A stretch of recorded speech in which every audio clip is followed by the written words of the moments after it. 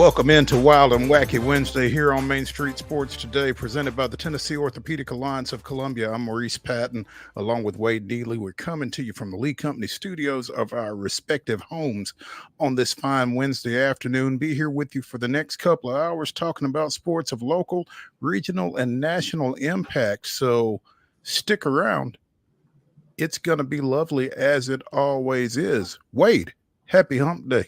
Happy hump day to you, and good to be with everybody on a Wednesday. The sun is out, the sun is shining, and dare I even say the birds are chirping here in Pulaski. I mean, it's kind of, last week kind of behind us, and for now at least feeling pretty good. Yeah, feeling good, looking good. Great day to be outside. I don't have anything to cover today. Might have to find something. I don't know. We'll see. But again, got a great show today. Our singular guest today, because, we typically have Heather Williams on talking a little NASCAR on Wednesdays, but as she works in Northeast Tennessee, she's kind of been pressed into storm and post-hurricane coverage up at WCYB, so she was going to be a little too tied up to get to us to talk NASCAR today, and understandably so. But we do have former Martin Methodist, former UT Southern, Wade? Yep. Bowling coach Bob Learn, and I'm intrigued because he has a new gig. Yeah. Looking forward to talking to him about what he's got coming up next here, how he got to Pulaski and why he's leaving. So looking forward to that. We will be talking some baseball. Man, rough night last night, not surprisingly, but rough nevertheless. We'll be getting into a little WNBA as they continued their semifinal rounds last night. A little NFL, little NBA, a little college football. And we will revisit a topic that we tried to visit yesterday, but technical difficulties prevented us from doing so. But, we continue to suffer and sustain some pretty significant passings here over the last few days, and we're going to touch on one of those here later in the show, probably in the second hour. So stay tuned as we discuss the late Pete Rose.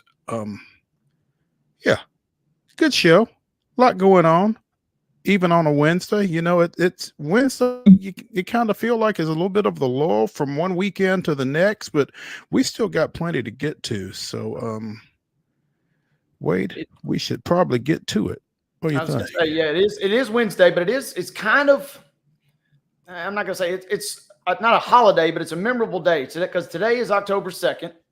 But today, Mo, is the last day that we will not have college football or NFL on our TVs from now until the day before Thanksgiving. So you got, isn't that something? I saw that 55 straight days of football on television. So you guys might want to get your remote control batteries replaced and that kind of thing to be ready for that.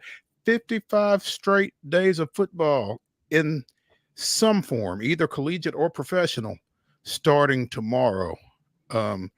If you are a football fan, that is Valhalla. If you're not, then I hate it for you.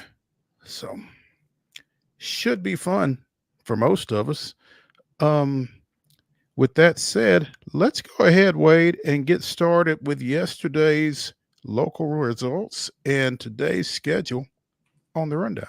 This is the rundown. To the rundown we go. We are indoors last night as we begin the rundown with volleyball action. Cookeville on top of Laverne by the score of 3-0. Zion Christian took care of Dixon Academy 3-1. It was also a 3-0 win for Gallatin over Hendersonville. Lawrence County over Lincoln County, 3-1 your final there. It was a sweep in 3 for Middle Tennessee Christian versus Franklin Road Academy. Murfreesboro Central Magnet took care of Community 3-1. And also BGA in straight sets versus Providence Christian 3-0.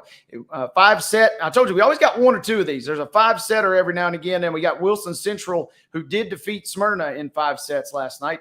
Good little 3-2 matchup there. Stewart's Creek 3, Warren County 1, and another 5-setter. It was Spring Hill taking care of Tullahoma 3-2 in that showdown last night. In girls soccer action on Tuesday, Oakland with a 3-1 win over Blackman. Murfreesboro Central defeated DeKalb County 5-0. It was Friendship Christian 4, Middle Tennessee Christian 0. Giles County with a 3-0 win over Zion Christian. Gallatin doubled up Green Hill 2-1. It was Lebanon with a 3-0 victory over Laverne. Lincoln County 6, Fairview 2. Siegel 2, Rockville 1, Columbia Central with a 6-0 victory over Spring Hill. Coverage of that one at mainstreetmurray.com. Also, Watertown with a 9-0 win over Monterey. And Stewart's Creek blanked Wilson Central 5-0. Major League Baseball action yesterday of local note. The Tigers with a 3-1 win at Houston in game 1 of the wild card, and the Padres with a 4-0 win over the Braves in game 1. In WNBA semifinal action, the New York Liberty extended their lead over the Las Vegas Aces to 2-0 with an 88-84 victory. Minnesota gets a split on its home court with a 77-70 win in game 2 last night over the Connecticut Sun. Brings us into today's schedule, and volleyball gets underway for our first matches of the day, and it gets underway pretty soon. It gets underway at 4:30 as Lebanon will take on Siegel. Also, Lebanon will play Oakland in a matchup after that. Got a couple different locations listed, so check on your local listings there, but Lebanon's set to play 2 different foes today. Lincoln County is on the road. They'll be in Murray County tonight, taking on Spring Hill. That contest gets underway at 6 p.m. Also at 6 tonight, you can see Mount Pleasant at Collinwood. And 6:30, we'll see Cookeville taking on Siegel. Got to be some sort of a jamboree or a tri-match type deal going on, because Cookeville is also set to play Oakland following that one. So if you're into volleyball and you're looking to support Lebanon, Siegel, Oakland, or Cookeville, you're in luck, because there's going to be some good matches on tap That's tonight. pretty wild. They're all playing at Oakland, apparently. Going to be a good old-fashioned throwdown on the Patriots. What is it? That's a little 4-way action. Interesting. In girls soccer action, you've only got 2 teams playing at McGavock at 4:30 as KIPP Nashville travels over to take on the Lady Raiders. At 7 o'clock, Lebanon is at Stewart's Creek. Major League Baseball action, again, of local interest. Right now, the Detroit Tigers are at Minute Maid Park against the Houston Astros. No score in the bottom of the second. Astros with a runner at second and 2 out. At 7, that game can be seen on ABC, by the way. At 7:38 on ESPN2 or on Sirius Radio, the Braves and the Padres continue their wild card series. Game 2 again begins at 7:38. You can see it on ESPN2 if you want to subject yourself to Carl Ravitch and that bunch. Major League Soccer action: DC United at Nashville. That's a 7:30 first touch over at Geodis Park. You can see it on Apple TV. NHL preseason action: Nashville goes over to Raleigh, taking on the Carolina Hurricanes. That's a 6 o'clock puck drop. Not sure what your TV situation is, if any, but regardless, that is your rundown.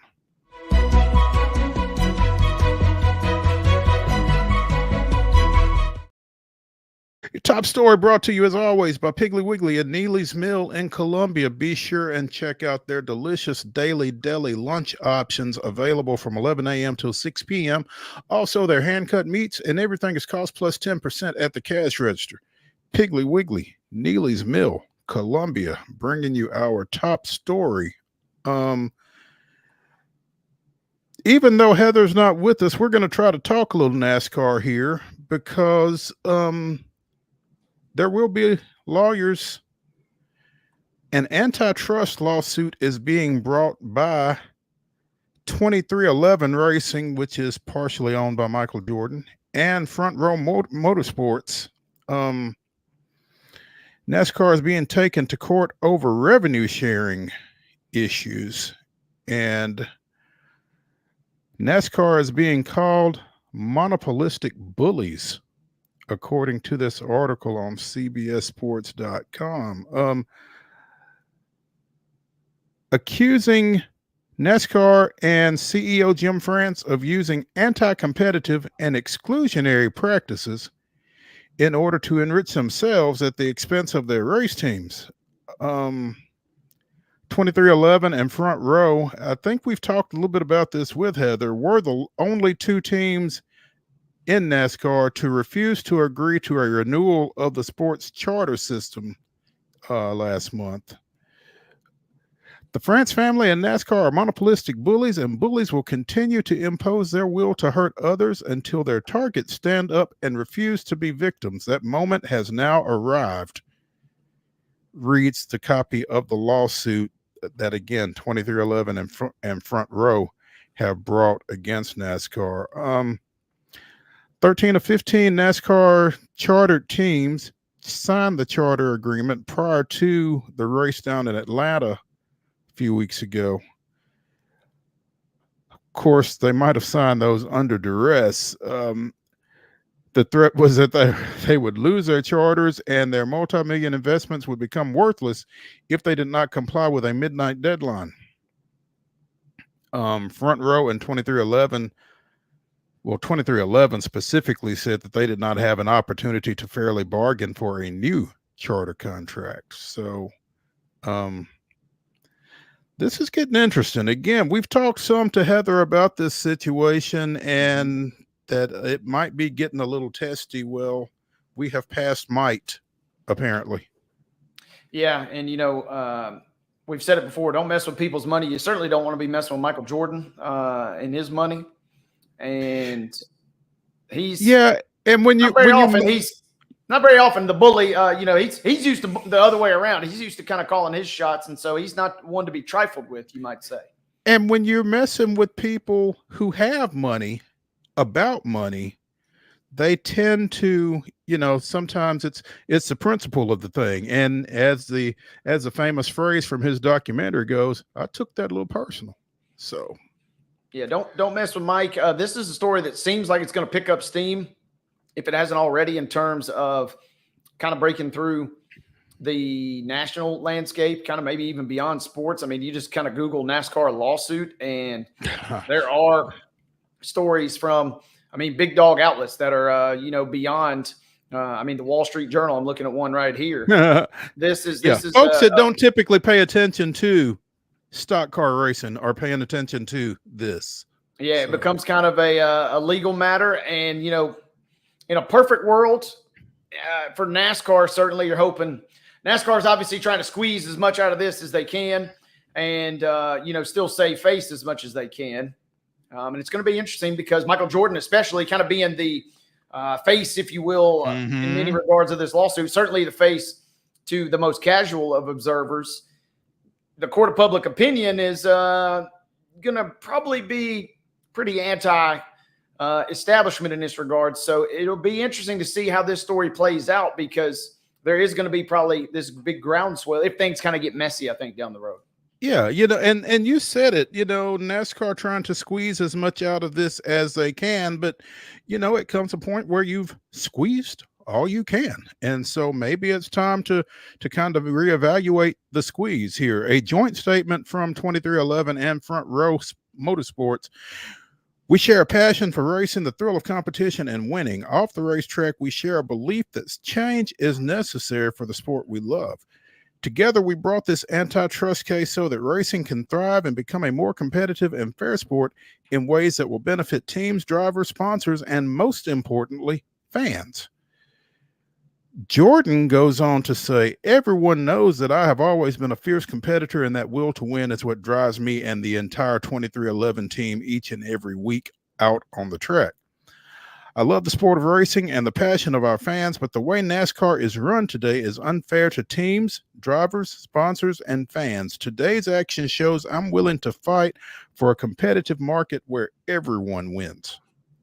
So, think about it, right? This was a sport, definitely kind of a niche sport in many regards, but like I said, they're used to calling the shots, and they're used to It's not the mafia, but I mean, they're used to getting their way. NASCAR is, and they've enjoyed that luxury for so long, akin to the NCAA in some regards. And so the fact now that there is this pushback, there are, these teams that are coming out and saying, hey, we're not sticking up for this. And we're certainly not happy with your methodology. It says putting a gun to our head and we had to sign is what a previous owner, kind of under anonymous circumstances said. But I mean, their tactics seem, a little shady. Yeah. And as we said, Jordan is, kind of standing up, which is kind of cool to see as he kind of continues to evolve in this new endeavor in his career. Absolutely. Apparently, these two teams are seeking treble damages. That's triple damages for those of you unfamiliar with the legal terms. For anti-competitive terms that have been in place since the introduction of NASCAR's charter system back in 2016.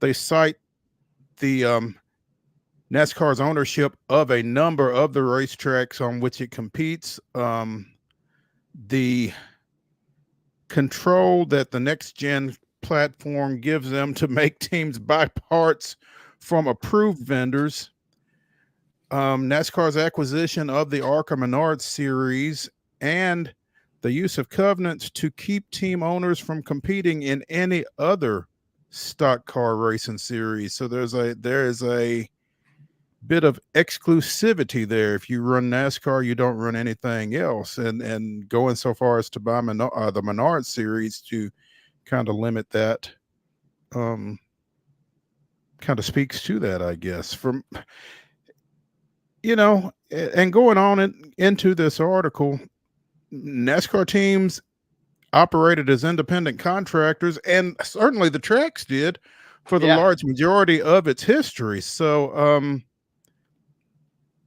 I guess in the mid 2010s, it looks like NASCAR Cup Series owners and NASCAR negotiated on some major issues that kind of got us to this point. But obviously there are some folks that are chafing under this current situation. NASCAR allows 36 charters, guaranteeing full-time teams a spot in every Cup Series race. That has expired or will expire at the end of this season. Thus, the new charter deal that folks may or may not have signed, or everybody signed except Front Row in 2311. So NASCAR has yet to say anything on this situation, and probably understandably so, but I'm sure we'll be they're trying it feels like they're trying to do everything they can to keep from having as much public announcement and blowback as they can. They'd love to settle this obviously behind closed doors, and it doesn't look like that's going to happen. It doesn't seem like they're going to be able to keep a lid on this. And again, when you've got someone like a Michael Jordan with the presence that he has, who is willing to kind of be that lightning rod, this doesn't bode especially well for NASCAR, I don't think. Doesn't feel like it. What I am curious is, what happens as we bleed into potentially next season, if this thing is kind of still, I mean, if this, just loosely reading this and kind of, getting caught up to speed on it, it seems like this is not potentially legally going to end well for NASCAR, kind of like I mentioned with the NCAA. Sure. And if that is the case, they're, like I said, they're hoping that we can come to some sort of deal to avoid this, and having something now on the books where, as much as you hate these two situations kind of arising, if you go to court and things kind of blow up in your face, then you really kind of forfeit a lot of your control. And that to me is what's going to be fascinating if we end up getting to that day in court. Yeah. Meanwhile, the attorneys for 2311 and Front Row are seeking a preliminary injunction that would allow them to compete as charter teams in 2025. So clearly they're planning ahead, and they're thinking that this is going to be a lengthy and perhaps drawn out process here, and trying to make sure that they can compete under a charter for the upcoming race season. So clearly this will be something to keep an eye on. Yep. And the final point on that is, the longer this drags on and the more that, just the name Michael Jordan being in the public spotlight, it just feels like the court of public opinion is definitely not going to be going in NASCAR's favor. And who knows, maybe this doesn't even end the way that these two teams want, but by pushing the issue forward, you don't know how far you can go, obviously, until you kind of press the envelope. And I'd be curious to see if maybe, even if this doesn't work out exactly the way they want, if this doesn't lead to bigger change down the road.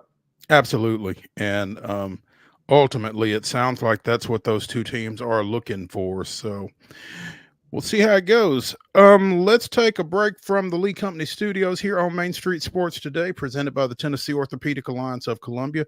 When we return to the Lee Company studios, we will be joined by former UT Southern bowling coach. They call him Mr. 300, Bob Learn. Stay tuned when we come back.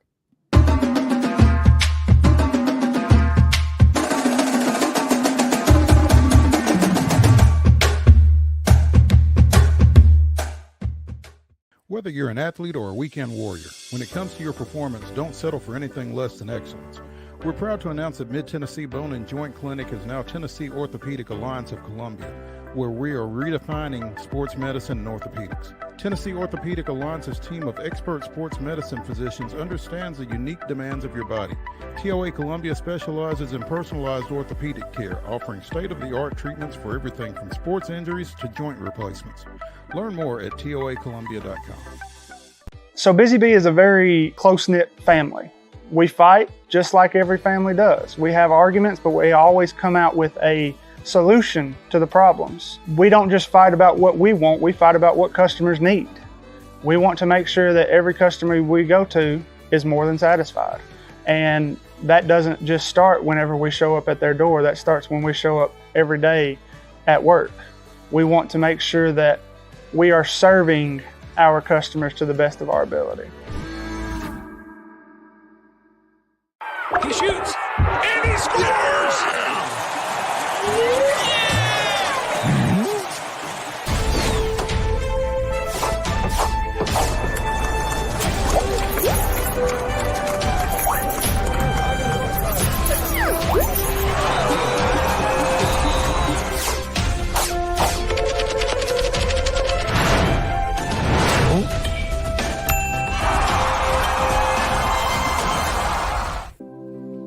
Custom Stone Handler supplies over 600 distributors and suppliers with quality stone products. Along with River Stone, we produce and distribute over 100 building, landscape, and other bulk products.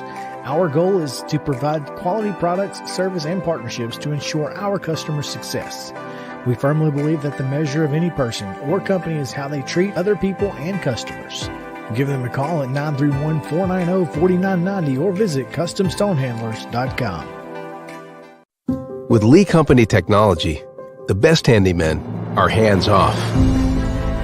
Lee Company techs have been using visual findings and other smart technology tools for years to add transparency and virtually take customers along. You see what we see, whether we're in a crawl space or on a roof.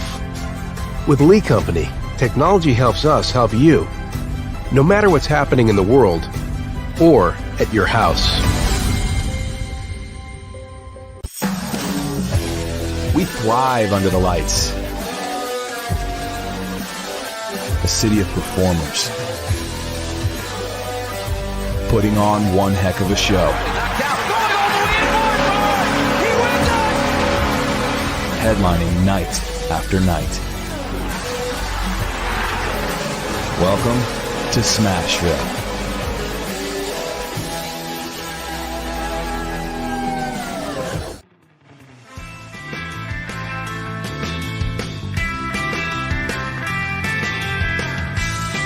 Wild and Wacky Wednesday continues here on Main Street Sports Today, presented by the Tennessee Orthopedic Alliance of Columbia. That's Wade Neely.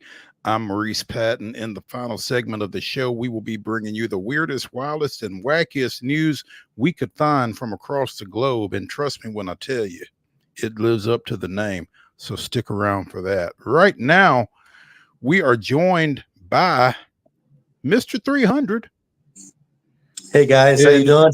In the bowling circles, that's a pretty significant nickname there. Former UT Southern bowling coach Bob Learn joins us here on Main Street Sports today. Coach, how's it going? Good. How are you guys? Good, Thanks for having me good. on. Doing well. Hey, thank you for joining us. Wade was telling me here not too long ago that he felt like you would be a fascinating guest to bring on because your background in your sport is pretty varied and continues to be so. Just kind of walk us through how you wound up coaching at Martin Methodist / UT Southern, how you wound up leaving, and what you've got on tap next. That's what I'm particularly intrigued by. Well, I worked in the coaching department at our governing body of bowling, and one of the big movements in bowling was high school bowling and college bowling. So I was really interested in getting a hold of a college program, one that hadn't really been fully built, needs some development, and try to grow it as a challenge to see how we could make things happen. And looking at the areas that we wanted to move to, and Pulaski popped up, and I knew exactly where it was. Had traveled many times to the Nashville area, and it worked out for us. We got to Pulaski and started taking. I think it was about a 5-year program. What would you say, Wade, when I got there? Yeah, less than a decade for sure, maybe 5 or 6 years at that point. Still somewhat underdeveloped, but we got lucky. There was some good talent there. We got to grow it, and we got all the way to #1 ranking in the country when it was decided that the program would not continue. So just like that, we're no longer doing it after 6 seasons. Yikes. Yes. I mean, there are ways to lose a job, and I guess that is one of them. But to just have the program kind of snatched out from under you is kind of different, I guess. So, but it sounds like you have bounced back in a pretty big way. Well, I was involved with Team USA even in the mid 2000s, and I went back to working with Team USA the past years. And through that, and being able to compete for Team USA and traveling for that, had been to Dubai, which is an amazing city, and had met the people there. And when I was there, I was approached on possible interest to coach their team. And they reached back out to me just past year, probably 7 or 8 months ago, with an offer. And we turned it down.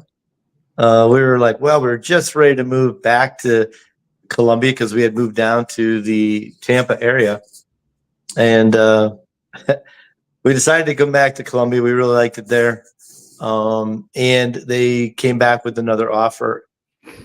And it was just one of those offers you're like, man, I'm going to regret this if I don't do this now. And it's a really cool place to go. And I'm looking forward to it. It's really the greatest coaching position in the world as far as opportunity goes. Around the world in 180 days, Bob. You go back to Dubai. I mean, hey, I got to ask you, forgive me if I'm not fully brought up to speed. What is the status? Where does the United Arab Emirates rank in the hierarchy of bowling internationally at this current moment? Well, they really don't have a ranking. I guess it's season to season based off of reputation-wise, even, yeah. Oh, definitely one of the better programs. Absolutely. They've been well coached throughout the years. There's been a couple key long-term coaches there that have done wonders with the team. They certainly have the financial backing to be successful. So, they've had world champions from that program. So it's something that is really big in that part of the world within the Arab countries themselves. Their inner club championships, stuff like that is really a big thing for them. So, in fact, I'm going to be over there on the 15th of October, and the 28th, I'm already leaving for my first competition, which will be in Cairo. So we'll be in front of the pyramids in a couple weeks, which is kind of cool. Which is where bowling was invented, is it not? In Egypt. Well, you're exactly right. That's that MTSU bowling education paying off back in the day. You know, it's funny because I took bowling at MTSU, but I don't remember that. Of course, there's probably a lot about bowling that I took at MTSU that I don't remember, but that's impressive. So you'll be bowling in Egypt, or your team will be bowling in Egypt. Cairo. Yeah. That'll be quite the experience, I would imagine. Yeah, so I've gotten to travel around the world, and there's areas that I haven't gotten to, and that's one. I'm already knocking one off the bucket list. So yeah, I'm looking forward to it. I think it's gonna be a great adventure. Look forward to many successes that we can have with the team. It's definitely a life-changing event. Never traveled more than 3 to 4 weeks away at a time from family, so we'll see how that works out. I'm hopeful though, because it is a really great city. There's a lot of Americans live there as well. There's over 40,000 Americans live in Dubai. So it's really a hub for a lot of activity. We have 1,500 American businesses over there. So yeah, it's not like you're going to be, not around the English language. English is their second language in the UAE. So pretty easy to navigate. It's going to be a pretty compressed schedule for you, I guess, if you're going to be rolling in Egypt here before very long. When are you heading out? Well, we fly out the 14th, get there the 15th. It's about a 12.5-hour flight from JFK. My wife's going to go over with me, spend the first week and a half checking it out for herself, as she didn't get to travel last time I was there. And we moved our stuff up to Erie, Pennsylvania, where my son lives with our 3 granddaughters, so she could be close to them when she's in the States. So we're literally, we packed up, we're unpacked mostly, and getting ready for, another, 12 days, I guess, before we take off. Spend some time with family. Yeah, Bob, that's what I was going to ask. Your lovely wife, Stacy, how hard of a sell job did you have to put on her taking this position? Dubai, it's, you could do worse cities, I would imagine, if you're going to move across the pond, right? It's the most modern city I've ever been to. And it's amazing architecturally. It's beautiful. It really is beautiful. My wife, her, Wade, I know you know how she is, fully supportive of what I do. She jumped in when it came to the college team, and she realized, we had recruited so many kids that we didn't have enough coaches. She's like, all right, I'm jumping in. I'll be one of the coaches. Let's do this. So she's the one that kind of said, you are taking this, right? You are going. So it wasn't really, I had to sell it. So she was selling you, it sounds like, almost in a sense. Exactly. Yep. Well, especially when they came back the second time, I would imagine. Yeah, you don't know if you're going to get a third shot at it. But it really was because we were in the middle of getting ready to move, and we already had some things in place in Colombia. And so that's really, it was like, oh, that, just bad timing, But this time, I guess it was worth the wait anyways. Well, Colombia, Dubai. Yeah. Not often in the same sentence. No, not a whole lot. Not a whole lot. Mr. 300 Bob Learn joining us here on Main Street Sports today, presented by the Tennessee Orthopedic Alliance of Columbia. More than 100 perfect games during his professional career once he joined the PBA in 1981. I never would have guessed that you were that advanced, Coach. Oh, that's a nice way to put it. Yeah. Yeah. Well, yeah, we're kind of that same vintage, so I don't want to hit it too hard, but I wouldn't have thought. But quite the professional career. How does playing translate to coaching in this sport? Well, when it comes to the fact that they condition the lanes and they put oil on the lanes, they put different patterns out on the lanes. a lot as a player you've experienced and understood about that invisible graph of friction and the transitions that happen within the time of play that you have. So that insight is something that you really can't be taught. It's something you have to feel. It's a sixth sense. And I think that's really where the success has been when we have these opportunities with teams, getting to be their eyes for them, trying to help them see what's out there. For me, it's very simple because I've done it my whole life.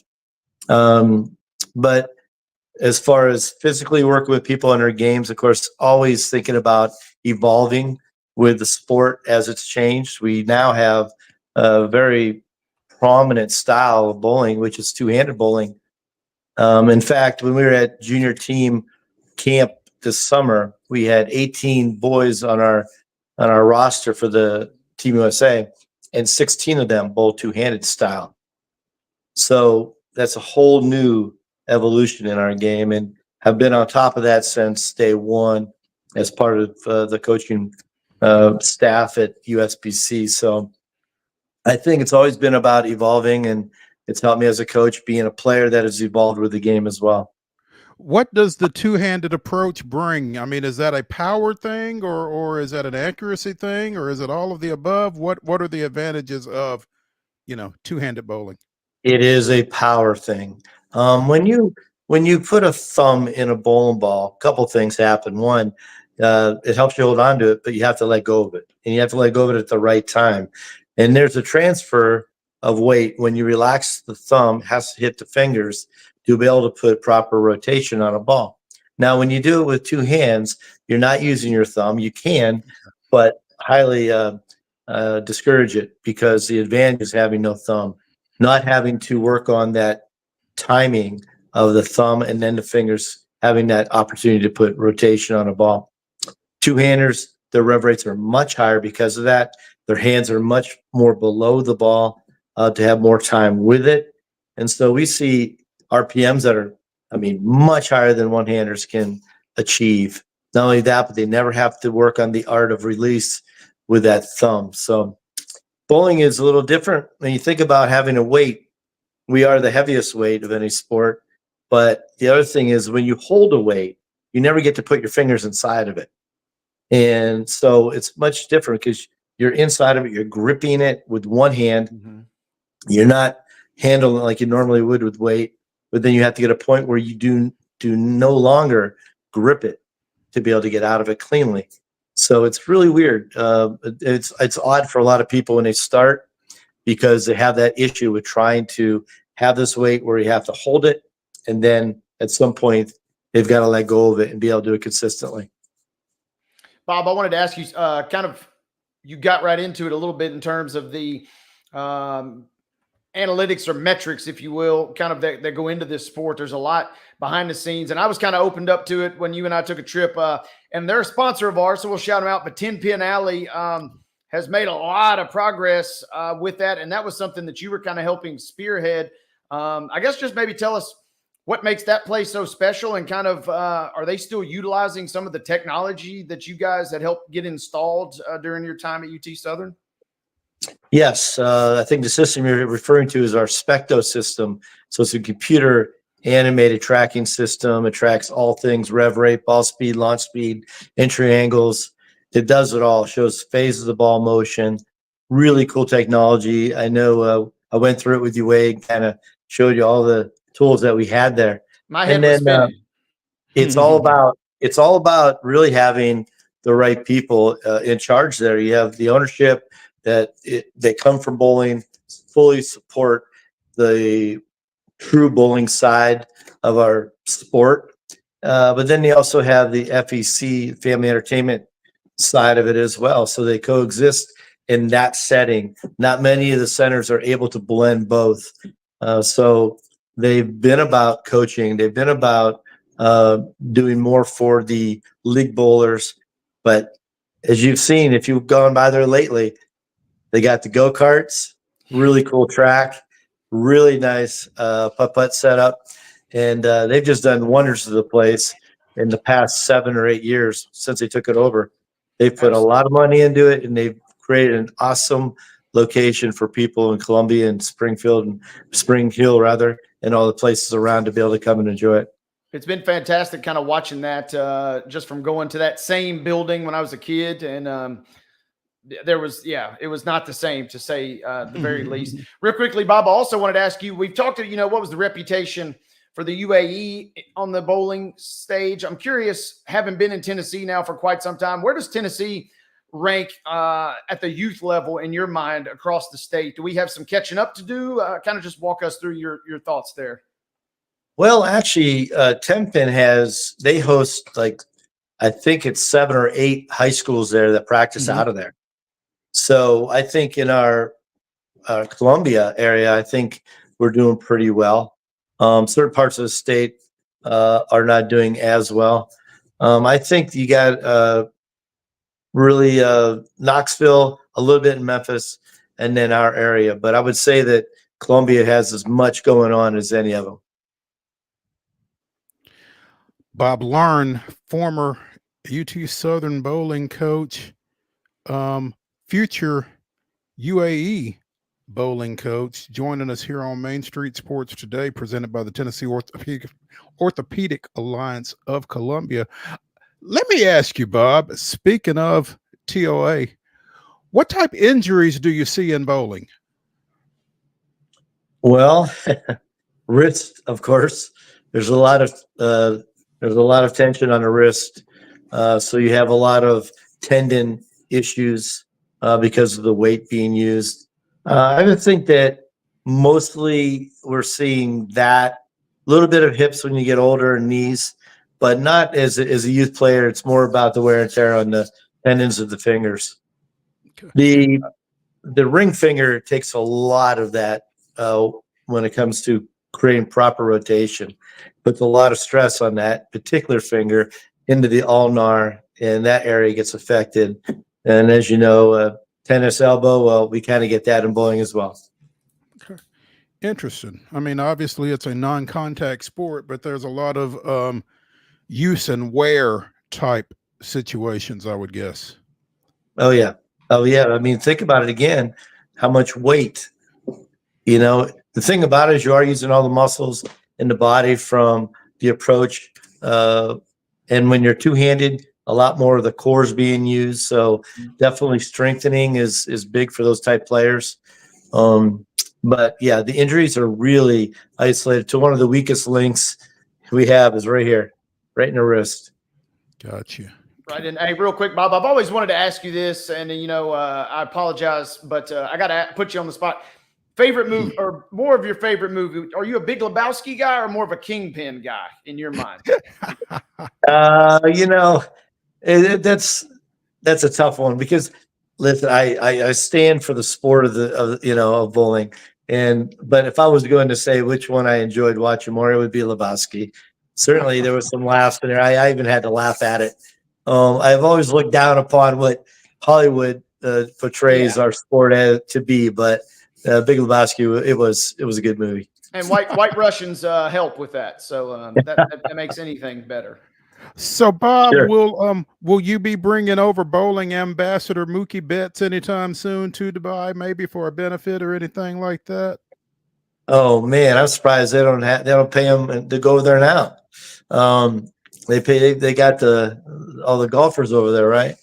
Mookie, I mean, he's such a good player. When he gets done with baseball, I know he wants to play more in tournaments, and he has the ability to do it. I'll give him a holler if he gets hard up and he needs a place to go. Maybe I can get him to come on over. I think he'll be okay, though. I think he's going to be okay. I think he's going to be all right. It's disgusting for anybody to be as talented as he is, though. I will tell you that. But Bob, we appreciate you spending some time with us, man. And I'm sure Wade will keep us up to date on what's going on with you. But look forward to hearing from you on your adventures in Dubai. That's going to be a lot of fun. Well, thank you guys again for getting the time to chat. I appreciate it. All awesome. right. Thank you, Bob. Hey. When we continue here on Main Street Sports today, presented by the Tennessee Orthopedic Alliance of Columbia, speaking of Mookie Betts, we'll be talking a little baseball, and we might even work a little Dodgers talk into it. So stay tuned when we come back to the Lee Company studios after this.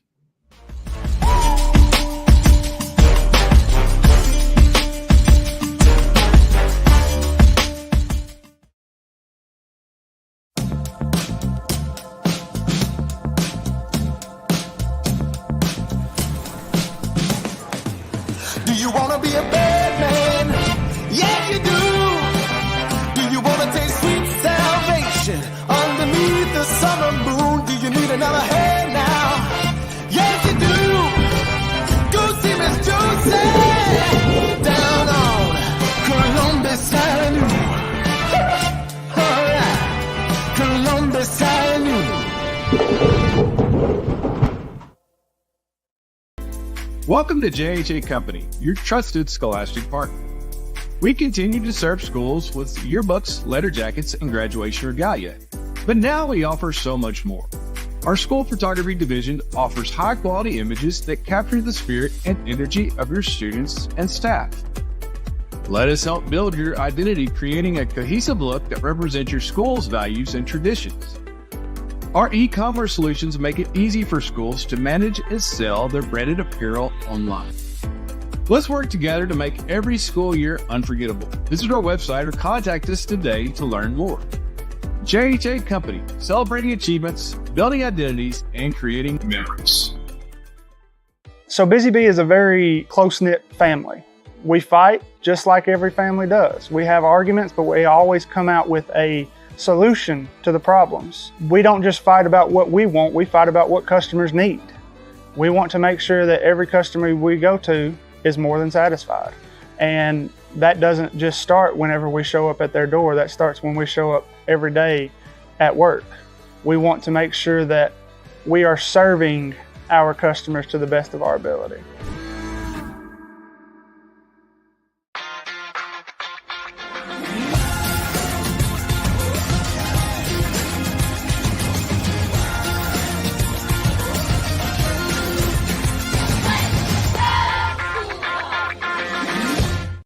With Lee Company technology, the best handymen are hands-off. Lee Company techs have been using visual findings and other smart technology tools for years to add transparency and virtually take customers along. You see what we see, whether we're in a crawl space or on a roof. With Lee Company, technology helps us help you, no matter what's happening in the world or at your house. Whether you're an athlete or a weekend warrior, when it comes to your performance, don't settle for anything less than excellence. We're proud to announce that Mid-Tennessee Bone and Joint Clinic is now Tennessee Orthopedic Alliance of Columbia, where we are redefining sports medicine and orthopedics. Tennessee Orthopedic Alliance's team of expert sports medicine physicians understands the unique demands of your body. TOA Columbia specializes in personalized orthopedic care, offering state-of-the-art treatments for everything from sports injuries to joint replacements. Learn more at TOA Columbia.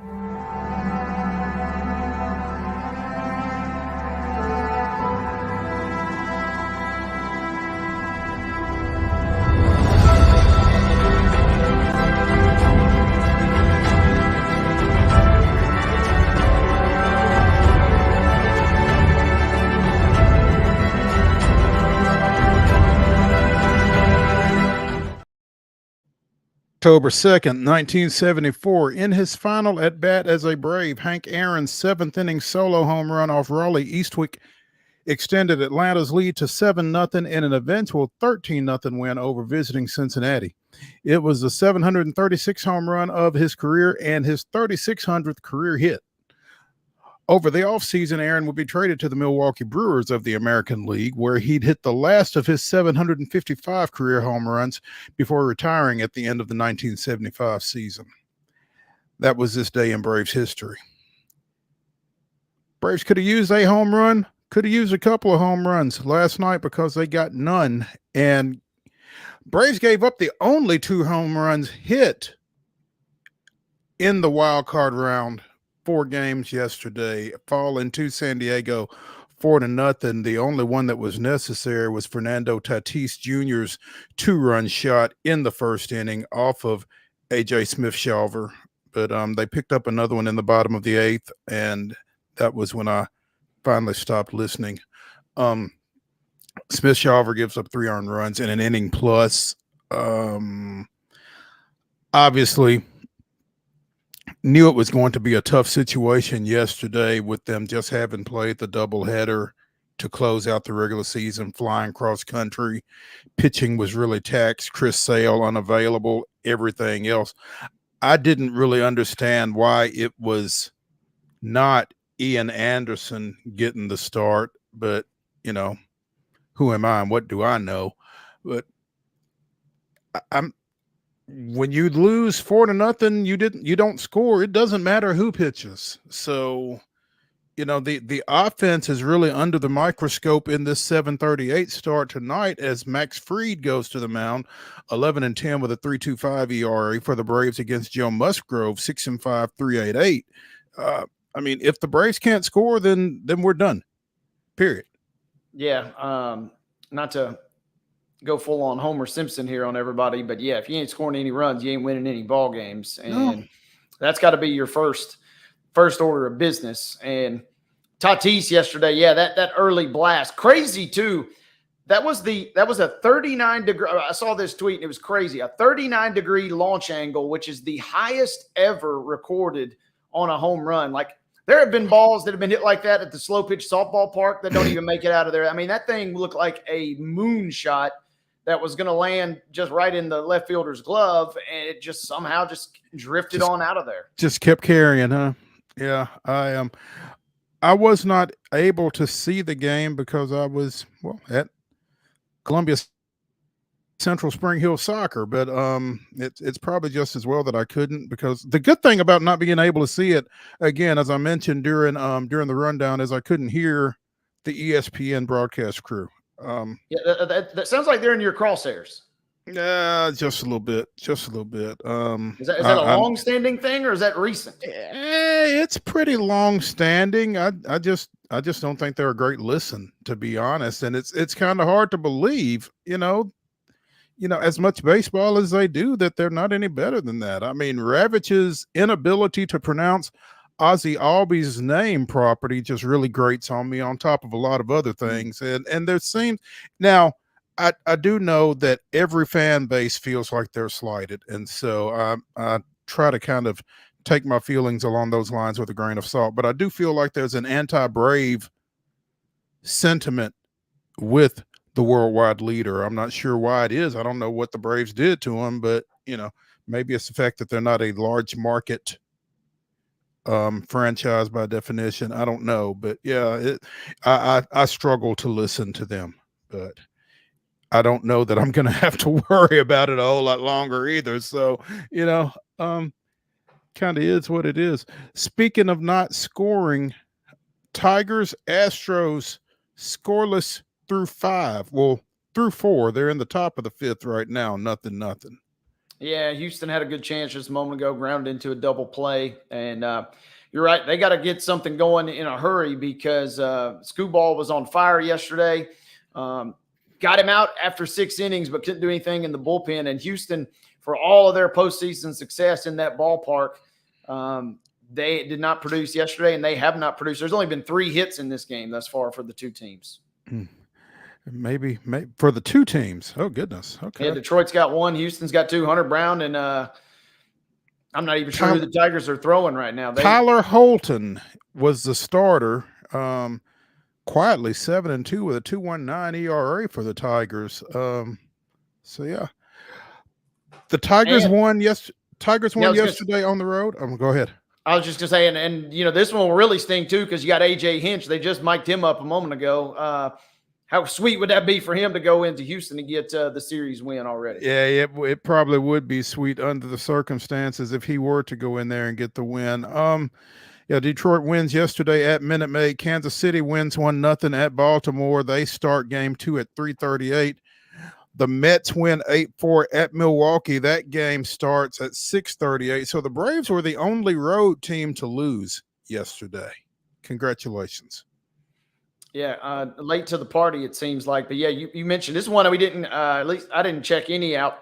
The Orioles, the Royals are playing and well, but the Orioles are a franchise that, man, they really are hoping for some big things, or were coming into this season. They've now lost 9 straight in the postseason. It has not been a pleasant ride once the regular season ends for these guys, and kind of some struggles yesterday. The Mets, man, after squeaking in, on the final day, it seems like they had the bats out in full fashion last night. The Brewers have been steady in terms of getting in the postseason, but haven't really made that electric run just yet. And they may not get a chance because New York looks like they're going to be a force to deal with. Yeah, it looks that way.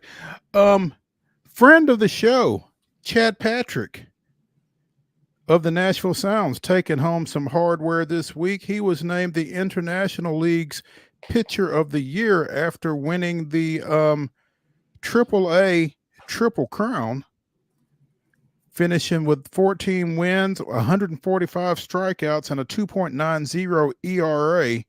He is the third International League pitcher, the first since Dennis Martinez when he was with Rochester back in 1976, to win the Triple Crown. And he is the third Nashville Sounds pitcher to win the Triple Crown in their respective league. Others to do so were Stephon Weaver back in 1982 when the Sounds were in the Southern League in Class AA baseball, and 1990 American Association Triple Crown winner Chris Hammond, who went on to pitch for the Cincinnati Reds. Again, congrats to Chad. Huge honor and further proof positive that when you come on Main Street Sports Today, good things happen for you. So he was a fun guest, and yeah, it was fun keeping tabs on him because he had a great year, and good to see him get his just due. He is the second consecutive Nashville Sounds pitcher to win IL Pitcher of the Year, following Robert Gasser from last year, and becomes the seventh Sounds pitcher to win League Pitcher of the Year honors since the franchise became a AAA affiliate. Previously, Jimmy Nelson won the PCL Pitcher of the Year honor in 2014, Johnny Helweg in 2013. Former Montgomery Bell Academy standout R.A. Dickey, whose book I'm in, by the way, won the PCL Pitcher of the Year in 2007. Scott Ruffcorn in 94 when they were a White Sox affiliate in the American Association, and again Chris Hammond in 1990. So again, congratulations to Chad. That's a huge honor, and hopefully that's just kind of a foreshadowing of some bigger and better things coming along for him. Nashville won 21 of Patrick's 24 starts this season. Had a quality start in 10 of his 24.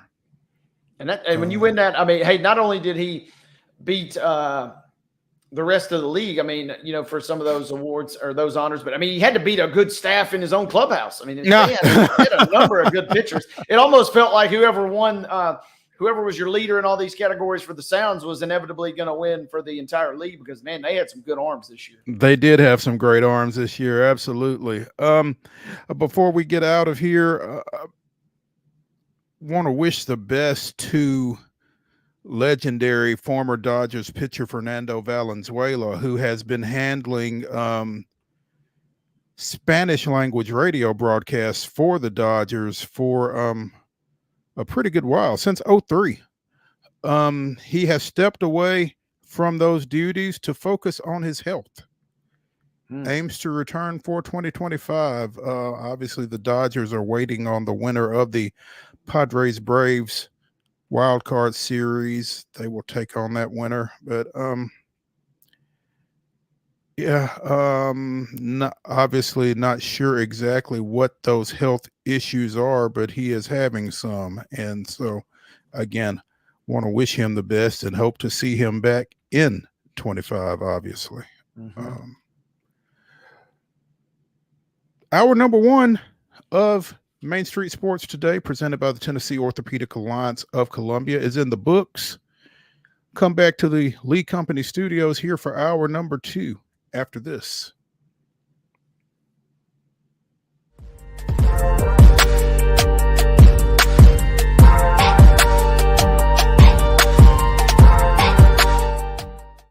Hi, I'm Dr. Vilay Saisuka, CEO and founder of Premier Foot and Ankle Centers of Tennessee here in Murfreesboro. We offer foot and ankle care from ingrown toenails to diabetic foot wounds. We also fix ankle fractures and things like that. Call us today to schedule an appointment. We look forward to seeing you. Because here at Premier Foot and Ankle, we believe that The journey begins with happy feet. Whether you're an athlete or a weekend warrior, when it comes to your performance, don't settle for anything less than excellence. We're proud to announce that Mid-Tennessee Bone and Joint Clinic is now Tennessee Orthopedic Alliance of Columbia, where we are redefining sports medicine and orthopedics. Tennessee Orthopedic Alliance's team of expert sports medicine physicians understands the unique demands of your body. TOA Columbia specializes in personalized orthopedic care, offering state-of-the-art treatments for everything from sports injuries to joint replacements. Learn more at toacolumbia.com. With Lee Company technology, the best handymen are hands-off. Lee Company techs have been using visual findings and other smart technology tools for years to add transparency and virtually take customers along. You see what we see, whether we're in a crawl space or on a roof. With Lee Company, technology helps us help you, no matter what's happening in the world or at your house. Jones & Lang Sporting Goods here in Columbia has been outfitting teams, officials, and anybody else from T-ball to college for 50 plus years. Be sure and check them out at 931-388-8060 or online at jonesandlang.com. Jones & Lang Sporting Goods, the look of a winner. Zion Christian Academy, zioneagles.org or 931-388-5731. You can schedule your appointment. Go tour their campus. It is beautiful over there, and you're definitely going to want to see it. Again, it's zioneagles.org. Give them a call, 931-388-5731, and schedule your tour today. So, you want to be a part of the Busy Bee team, huh? Well, how do you see yourself fitting into the organization? Oh, I get it. You want to be a weather bee.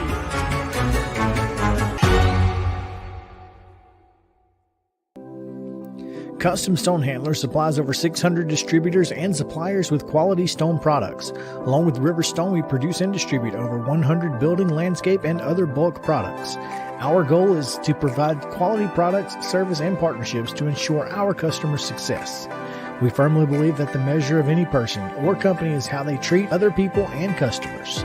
Give them a call at 931-490-4990 or visit CustomStonehandlers.com.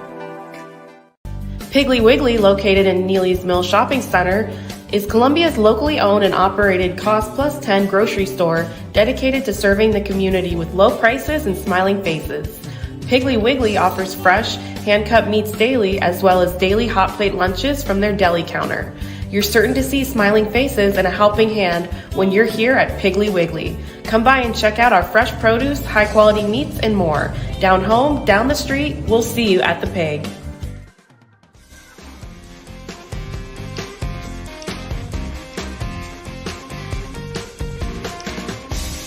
Hour number 2 of Wild and Wacky Wednesday starts right now here on Main Street Sports Today, presented by the Tennessee Orthopedic Alliance of Columbia. I'm Maurice Patton, along with Wade Neely. In our final segment, we will be bringing you the weirdest, wildest, and wackiest news from across the globe. Looking forward to doing so.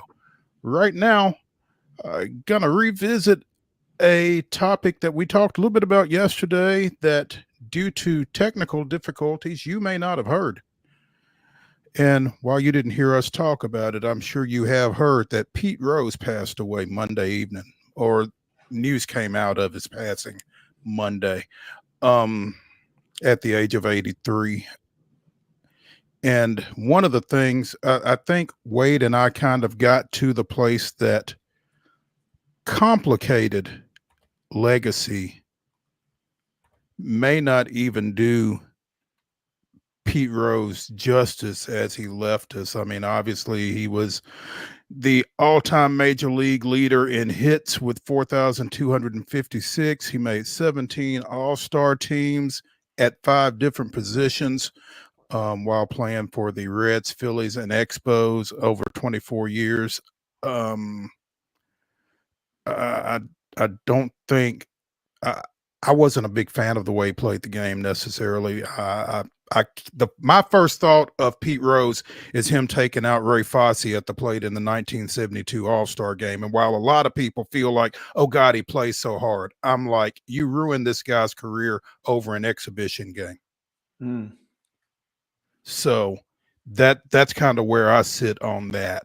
But I don't think you can argue the fact. I mean, 4,256 hits speaks for itself. I know where I was when his 44 game hitting streak came to an end because it ended against Gene Garber and the Atlanta Braves, and I was watching it. So I mean, I get what he did in the game. I get what he meant to the game. I also get that he gambled on the game as a manager. And again, I've been in Major League Baseball clubhouses, and you can't miss the sign that tells you that gambling on baseball is prohibited and spells out what happens if you do. And he did. Now, a lot of people want to say, well, he only bet on his team. One, we don't know that. Two, it doesn't say don't gamble unless you're betting on your team. So I could see Pete Rose being in the Hall of Fame for his playing accomplishments. Wouldn't have a problem with that. Would not have had a problem with that. Don't have a problem with him not being in the Hall of Fame or not being eligible for the Hall of Fame. That the fact of the matter is his name was never allowed to be voted on by those that vote because of the lifetime ban that he was given for gambling. Wouldn't have had a problem again if he had been voted into the Hall of Fame for his accomplishments as a player. Don't have a problem with him not being in because he gambled as a manager. But there's a lot to unpack, I think, when you talk about Pete Rose and his eligibility for the Hall of Fame.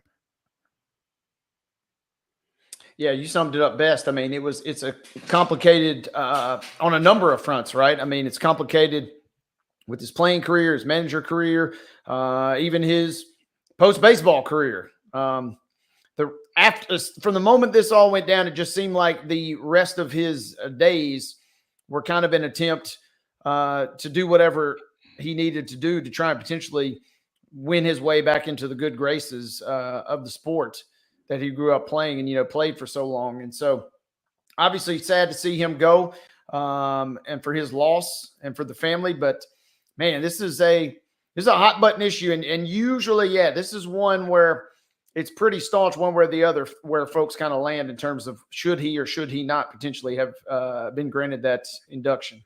Yeah. And, I think I saw a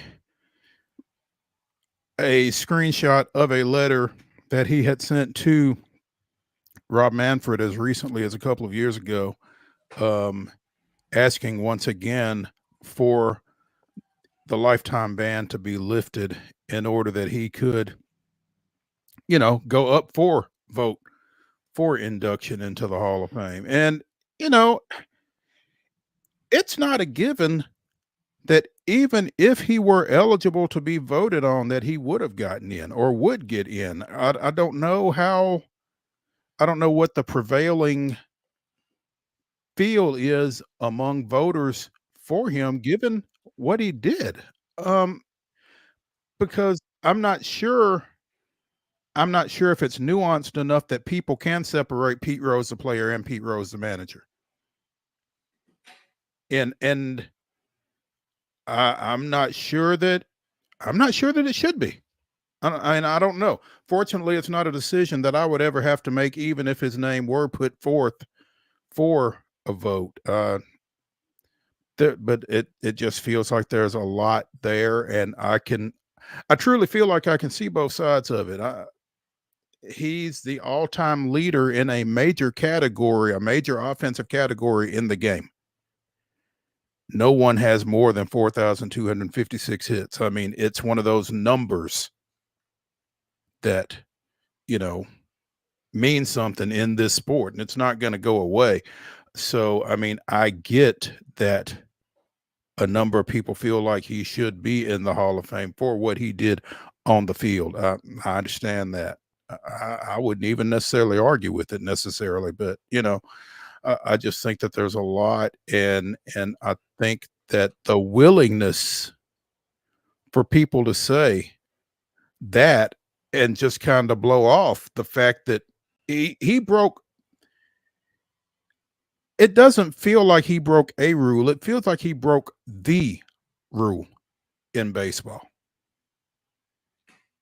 Yeah, and we discussed it yesterday too, how intertwined kind of gambling culture is in the sport and all major American sports now, from where it was certainly back then. I mean, Yeah.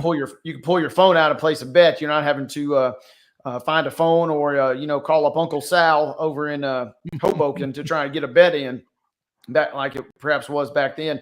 And the other interesting thing for me is that the Hall of Fame, where I kind of land is, you kind of got to tell the story of the entire game. To me, that's what a Hall of Fame is. And for the very same reason, we kind of have this weird song and dance right now around the steroid era. Mm-hmm. And it's kind of the same stuff. To me, you got to tell the whole story, and good or bad potentially. And then there are ways, I think, to certainly there are ways to potentially celebrate certain accomplishments while also, admonishing others. And it was just so odd because this was kind of just two trains coming at each other for like I said, the rest of his days was kind of a crusade to get this one final thing.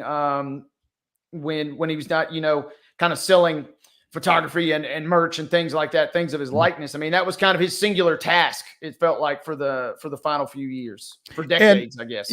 And as someone pointed out on my Facebook page, he could have done himself some favors by actually admitting to gambling earlier than he did. For a long time, he denied it on top of everything else. And later on, after he did actually admit it, he kind of said, I denied it initially. And once I denied it the first time, it almost felt like I just had to continue to deny it. And then he eventually came to the realization of, he wasn't doing himself any good by continuing to deny it. And, maybe if he hadn't denied it for so long, maybe things would have gone differently. But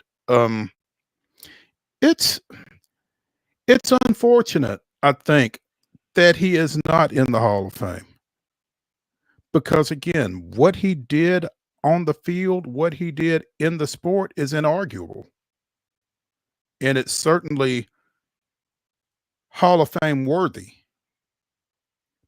But the rule, and it goes back to the Black Sox and Shoeless Joe Jackson and everything else. I mean, the game is bigger than any player or any person, I guess. And so again, I see both sides of it, and I hate that he, didn't get to witness that honor before he passed. But I don't mean to sound heartless or harsh, but I mean he kind of has himself to blame for it.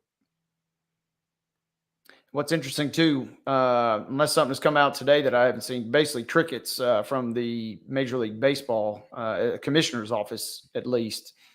And I think Major League Baseball put out a statement. I don't know that Manfred or anybody like you said from the Major League Baseball office or from the commissioner's office necessarily said anything. And to your point, Wade, and we kind of talked a little bit about this yesterday when we did discuss this, the fact that gambling is so pervasive in baseball at this point, and in, like you said, every major sport on the continent at this point, it almost seems hypocritical that he is banned for gambling. Yeah, and MLB, at least Manfred, has tried to come out and diminish. I'm reading some quotes here from several years ago where they're kind of almost saying, hey, we're not making that much money off of our connection with sportsbook and legalized sports gambling now at large in the United States. And so it does seem, man, it's a complicated situation. It's a very weird situation. And as we also mentioned yesterday, I mean, the the duality of his existence, Pete Rhodes' career has been a lightning rod for debate. I mean, from the moment that it happened, right? I mean, we're sitting here, it was 30 plus years later, and having the same discussions, and feels like you could go anywhere in the country and, you know, whether it's 1991 or it's 2001 or it's 2021, the same kind of discussions and debates were being had. And they've kind of been drummed up in major fashion with his passing earlier this week. Yeah. Major League Baseball extends its deepest condolences to Pete Rose' family, his friends across the game, and the fans of his hometown of Cincinnati, Philadelphia, Montreal, and beyond, who admired his greatness, grit, and determination on the field of play. May he rest in peace. That was the statement from Major League Baseball on the occasion of Pete Rose' passing earlier this week at the age of 83. And, you know, as we have mentioned so often on this show, there always seems to be a Nashville connection. This weekend, Sunday afternoon, Pete Rose was at the Williamson County Ag Expo at a sports memorabilia show, signing autographs alongside Dave Concepcion, George Foster, Tony Perez, Ken Griffey Sr. And that was his last public appearance, obviously. But it's pretty amazing that he was here in the Nashville area on Sunday and passed on Monday. It's kind of crazy, but it's unfortunate. And, you know, I don't know if something will take place that allows him to be inducted into the Hall of Fame posthumously. I don't know if, you know, the people closest to him would even want that. I mean, you know, if he's not here to necessarily celebrate it himself, I'm not sure exactly what it accomplishes. So I don't know. It's more complication, really. Yeah, that will be kind of the fascinating, and it's kind of the prevailing theory in these early hours, you know, at least publicly it feels like, is that, you know, don't be shocked, so to speak, if is what everybody's kind of speculating, and time will tell kind of what happens. But for now, yeah, a complicated man and a complicated legacy, no longer with us. Yeah. Again, I don't think you can argue what he did on the field. And all-star at 5 different positions. That's pretty incredible. And 4,256 hits over 24 seasons is pretty incredible. So we will kind of leave it at that and see what else develops, if anything. But let's take a break here on Main Street Sports Today, presented by the Tennessee Orthopedic Alliance of Columbia. When we return to the Lee Company studios, it's the grab bag. We'll talk a little hoops and a little football from some different aspects. So stay tuned when we come back.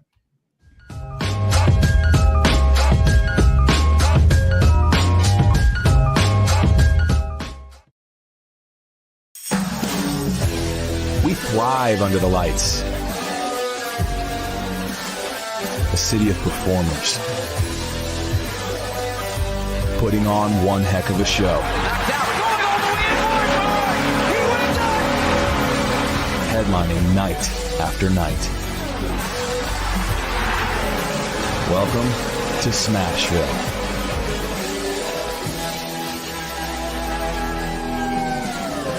Whether you're an athlete or a weekend warrior, when it comes to your performance, don't settle for anything less than excellence. We're proud to announce that Mid-Tennessee Bone and Joint Clinic is now Tennessee Orthopedic Alliance of Columbia, where we are redefining sports medicine and orthopedics. Tennessee Orthopedic Alliance's team of expert sports medicine physicians understands the unique demands of your body. TOA Columbia specializes in personalized orthopedic care, offering state-of-the-art treatments for everything from sports injuries to joint replacements. Learn more at toacolumbia.com. With Lee Company technology, the best handymen are hands-off. Lee Company techs have been using visual findings and other smart technology tools for years to add transparency and virtually take customers along. You see what we see, whether we're in a crawl space or on a roof. With Lee Company, technology helps us help you, no matter what's happening in the world or at your house. Jones & Lang Sporting Goods here in Columbia has been outfitting teams, officials, and anybody else from T-ball to college for 50 plus years. Be sure and check them out at 931-388-8060 or online at jonesandlang.com. Jones & Lang Sporting Goods, the look of a winner. Zion Christian Academy, zioneagles.org or 931-388-5731. You can schedule your appointment. Go tour their campus. It is beautiful over there, and you're definitely going to want to see it. Again, it's zioneagles.org. Give them a call, 931-388-5731, and schedule your tour today. Piggly Wiggly, located in Neely's Mill Shopping Center, is Columbia's locally owned and operated Cost Plus 10 grocery store dedicated to serving the community with low prices and smiling faces. Piggly Wiggly offers fresh, hand-cut meats daily as well as daily hot plate lunches from their deli counter. You're certain to see smiling faces and a helping hand when you're here at Piggly Wiggly. Come by and check out our fresh produce, high-quality meats, and more. Down home, down the street, we'll see you at the Pig.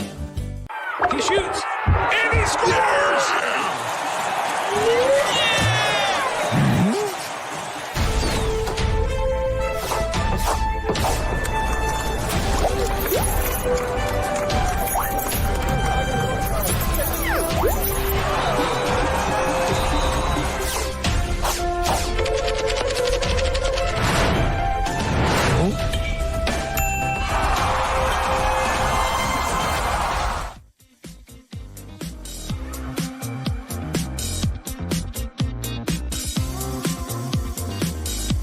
Welcome back to Wild and Wacky Wednesday here on Main Street Sports Today, presented by the Tennessee Orthopedic Alliance of Columbia. I'm Maurice Patton. That's Wade Neely. We're coming to you from the Lee Company studios of our respective homes, and an update from Minute Maid Park. Close your ears, Wade. Tigers 1, Astros nothing, heading into the bottom of the 6th. So the Tigers finally broke through off the foul pole. Off the foul pole. And got Hunter Brown out of there. Nice. Yeah, that's not good. The Detroit native Hunter Brown, who would have loved, obviously, to twist the knife a little bit, but doesn't look like it's meant to be for him. Yeah. You got Alvarez, Bregman, and Diaz coming up in the bottom of the 6th, so a golden opportunity for the Astros to do some damage against presumably Mr. Holton. Is he still in the game for Detroit? No. Oh, goodness, no. Holton went an inning, and they've had 3 relievers come behind him, so I guess he was in that opener role. Wow. Hey, do what you got to do, I guess. Yeah, only the second hit of the day for Detroit. And like I said, it yanked it right off Meadows with a shot. And it looked like it was going to hook. I'm sitting here while we're talking Pete Rose, and I'm like, man, I wish Pete Rose could jump up and snag this ball right now before it hits his foul pole. No such luck. WNBA semifinal game 2 action last night. The Liberty picked up an 88-84 win over the Aces, taking a 2-0 lead in that matchup as it heads to Vegas for the next couple of games. Hopefully. Good catch. Thank you. Yes. The next 2 games are scheduled for Vegas. Game 4, obviously, if necessary, in the best of 5 series. Asia Wilson, 24 points. Where are her rebounds? Oh, 7 boards, 24.7 boards in the loss. Jackie Young, 17 points and 6. Alicia got the start, 13 points, 3 rebounds, a pair of assists, shot 4 of 9 from the floor, played 35 minutes. But I mean, the Aces obviously are backed against the wall here as the 2-time defending WNBA champions. Yeah, and this was a tough one. I watched most of this game as Vegas just, man, for a team that is the back-to-back champs, they did not execute like that moniker down the stretch. They had lots of kind of chances to really get back in the game. There were missed free throws, and really the game kind of turned on its head when they couldn't get a simple inbound down 2, and you're thinking, okay, this is your chance to tie this thing up, maybe force overtime. They crashed plumb right toward the sideline there, bobbles it, replay. That was a wild replay. It took like 5 minutes to determine. I mean, we're talking micro film level of replay. That's how close it was. But they do rule that Plum touched it last, and the Liberty make a couple shot free throws down the stretch to pull away, because that was one that Vegas desperately wanted, desperately needed, even perhaps on the road, and they were right there with chances to do it. Clark making big buckets. Alicia had a couple good, nice shots, especially in the fourth quarter, but it was not meant to be. And yeah, you're right. Their backs are clearly against the wall, and they have got to rally here coming up in short order on Friday. Minnesota gets a split on its home court with a 77-70 win in game 2 last night. Despite only getting 9 points and 12 boards from LaFesia Collier. Would you have expected the Lynx to win a game that Collier doesn't score in double digits? I would probably have a hard time believing that. I mean, I guess it speaks to their depth, though, right? And kind of the defense seems like a relatively low-scoring game. And so the fact that you're holding Connecticut to 70 points, you know, maybe not necessarily having to rely on her as much. I saw a wild stat, too, right before the game started, that teams that had lost that game 1 on home court had something crazy, like a 12-1 rebound percentage in terms of, you know, getting the second game. So the Lynx did come back and right the ship there. But Connecticut got what they wanted, right? I mean, they go on the road and absolutely take care of business. Yeah, absolutely. Collier, again, only scored 9 points, but she did have 12 boards, and she led the team with 5 assists. So she found a way to help her team despite shooting 3 for 14 from the floor. But Courtney Williams, 17 points, Kayla McBride with 11, and is it Alana Smith, I'm sorry, with 15 points and 6 boards in that win for Minnesota. So they head east now for the next 2 games. Since it is tied 1-1, there will be a game 4 in Connecticut for sure. Somebody may have a chance. Well, we'll have a chance to close out that best of 5, though, in game 4, with it again being a 1-1 split coming through the first 2 games. And real quick, back to Vegas. No team has ever came back from an 0-2 deficit. Internet tells us that the Mercury came the closest in 2018 against the Storm. They did rattle off a couple of wins to force that pivotal game 5, but the Storm come back and win it 94-84. So Vegas, not only are they going to they've got the team to do it. That's the good thing. And they are going back home.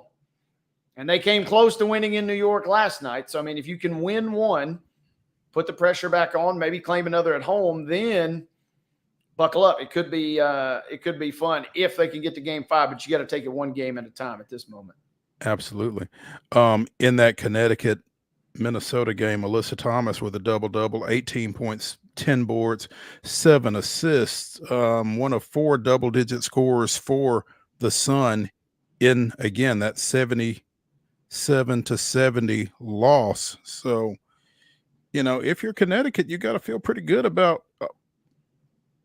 well, maybe you don't, though, because each of those 4 double-digit scorers for Connecticut played a minimum of 31 minutes. Dejanay Carrington played 31. DeWanna Bonner played 34.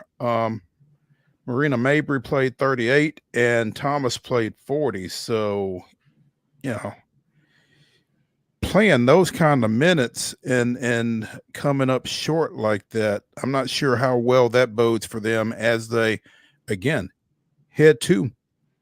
They're going home, but still, those kind of minutes, those are long minutes this time of year.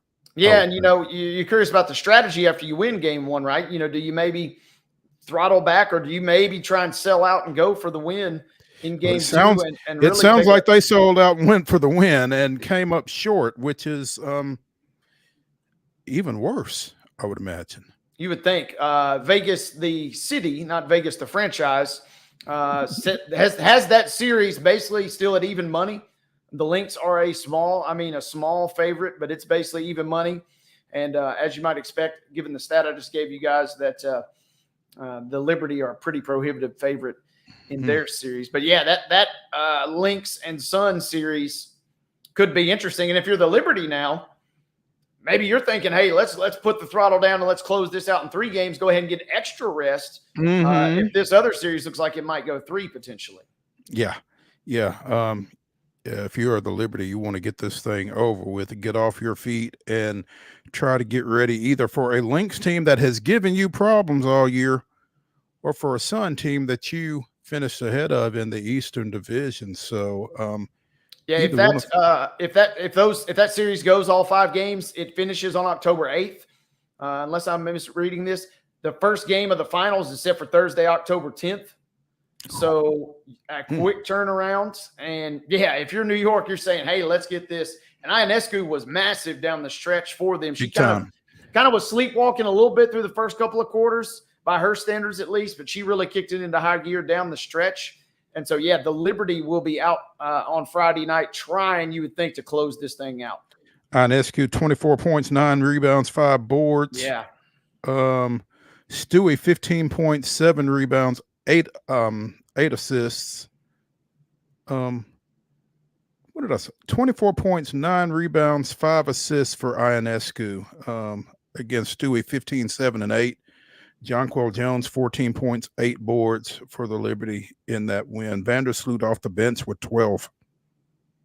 So yeah, that's been a big key in that series. Has been the bench play, which is kind of Vegas. Yeah, they've got 5, 6 starters, if you will, but beyond that, they kind of fall off. So the fact that the Liberty's 6th, 7th, 8th perhaps players have been able to play so well, that's been a big advantage for them down the stretch. And this is wild. The Athletic, I'm reading here, Asia Wilson, 24, 7, and 4, pretty dang good for just about anybody else. But that's below her 27 and 12. So in a wild way, you're kind of okay with her 24, 7, and 4 because that's how explosive she has been. And they've been able to contain her through these first couple. The Liberty held Asia Wilson to 24 points. Crazy to say it, but yes. There you go. Devontae Adams wants out of Vegas. Has wanted out of Vegas for a while, to be fair. But apparently that has ratcheted up a few notches, and social media right in the middle of it. Apparently, Antonio Pierce, coach of the Las Vegas Raiders, liked a post on Instagram that was insinuating that Adams could be traded. As a coach, you got to be smarter than that, don't you? I mean, you would hope. Although this does not look good. And, maybe that's Antonio's cheeky way of saying, you know what, you want out. Well, guess what? I'm on board. Let me pack your bag. Let me pack your bags. You want out. We want you out. And I mean, to that point, if you don't want to be here, then let's see what we can do.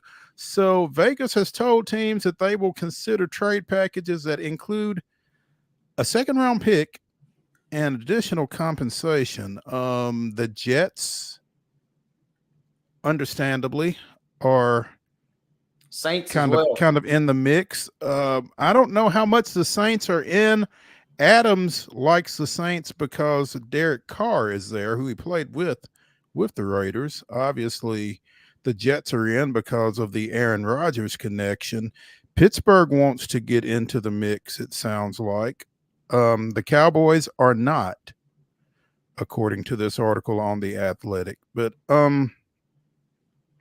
The Raiders are not in a rush to make a move until a team reaches their asking price, but Adams wants out as soon as possible, per league sources. So,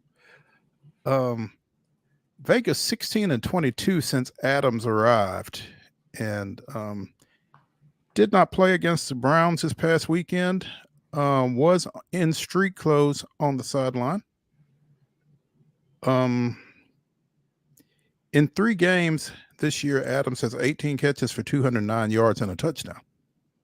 So, yeah, when healthy, when healthy, he's productive. It seems he's productive. Yeah, their quarterback situation has been weird from the jump, with both Gardner Minshew and O'Connell kind of getting in. The other interesting, I don't want to be the bearer of bad news, but a team that really needs a wide receiver right now.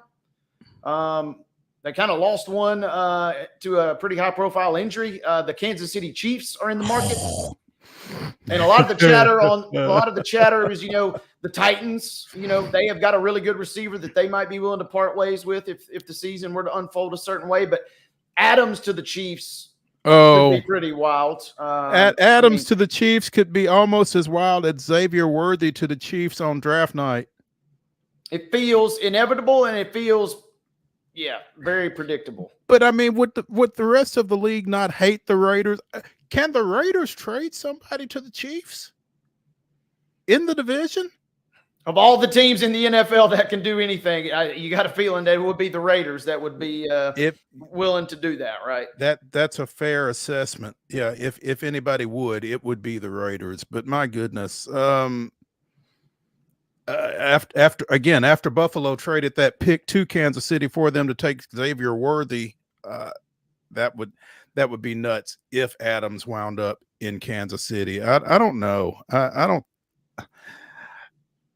Oh, they're going to get somebody at some point. They have to, because Mahomes did just absolute magician's work last year with a very depleted with nobody. Yeah. Board. And that was with Kelsey playing at a much higher level. Kelsey is not in the mix as much this year for some reason. And so unless they get him going, they're going to have to find that production somewhere. Another team to maybe keep your eyes on is that team in the NFC East with a high-flying rookie quarterback who maybe goes into the season, says, our expectations maybe not so high, but now 3-1, Jaden Daniels. Give him another weapon with more firepower. That is a dangerous proposition. So that will be fascinating to see. Which it feels like for a league that really doesn't make a ton of just major high profile and impactful trades midseason, it feels like this could potentially be one where he ends up on a real player. We'll definitely bear watching for sure. Wait, what do you know about Ashton Jeanty? Stud. Heisman hopeful. Watched him Saturday night when they mauled Washington State. Stud. Can Boise State have a Heisman Trophy winner? If he keeps putting up the numbers he is, it's a quarterback award, and Milroe just basically stole it right from him with his performance Saturday night. But if he continues to produce, it's kind of going. A couple of weeks ago, we mentioned that he had like 10 touchdowns in his first 2 games.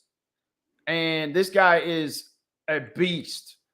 The running back fraternity across the world is hip, hip, hooray for this guy, because the rumors of their demise appear to be greatly exaggerated. 26 carries, 259 yards. That's 10 yards a carry. 4 touchdowns against Washington State this past weekend. Between him and Travis Hunter, it's certainly looking like it's not necessarily a quarterback award. Now watch Milroe cakewalk to it when all is said and done. But Jeanty is making you pay attention to him for sure. 845 rushing yards, 13 touchdowns on 82 carries. Again, that's 10 yards a carry through 4 games. For comparison, when Derrick Henry won the award in 2015, he had 449 rushing yards and 8 touchdowns in 4 games.